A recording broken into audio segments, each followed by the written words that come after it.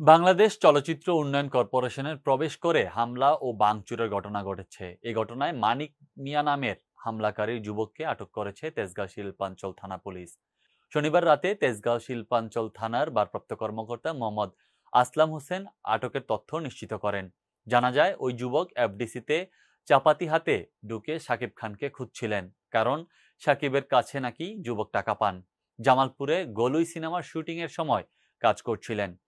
তবে কি কাজ, কেন টাকা পান এ বিষয়ে যুবক সদুত্তর দিতে পারেননি।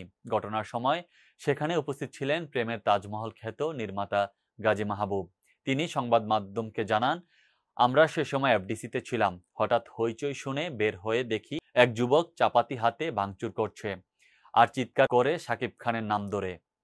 পরে আমরা তাকে জিজ্ঞেস করলাম কি ব্যাপারে। সে বলছিল শাকিব খানের কাছে নাকি টাকা পায়। সে শাকিব খানকে খুঁজতে এফডিসিতে এসেছে। গাজী মাহবুব বলেন, আমরা তাকে জিজ্ঞেস করি কিসের টাকা। সে বলছিল জামালপুর তার বাড়ি। গলুই সিনেমার শুটিং করতে গিয়ে সে সেখানে কাজ করেছে, তাকে টাকা দেয়নি। শাকিব খান আর একজন কালো লোককে খুঁজছিল সে। সেই লোকটা কে নাম বলতে পারছে না। আমরা বললাম শাকিব খান এখানে থাকে না। সে বলল এটা এফডিসি, শাকিব খান এখানেই থাকে। এরপর আমরা গোপনে পুলিশকে খবর দেই। পুলিশ আসা পর্যন্ত তাকে ব্যস্ত রাখি। পরে পুলিশ এসে তাকে ধরে নিয়ে যায়। এ ঘটনায় এফডিসি কর্তৃপক্ষ মামলা করেছে। এ মামলায় গতকাল তাকে আদালতে পাঠানো হয়েছে।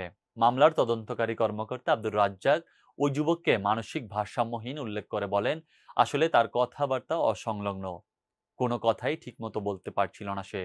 যেহেতু মামলা হয়েছে, আমরা তাকে আদালতের মাধ্যমে কারাগারে পাঠিয়ে দিয়েছি।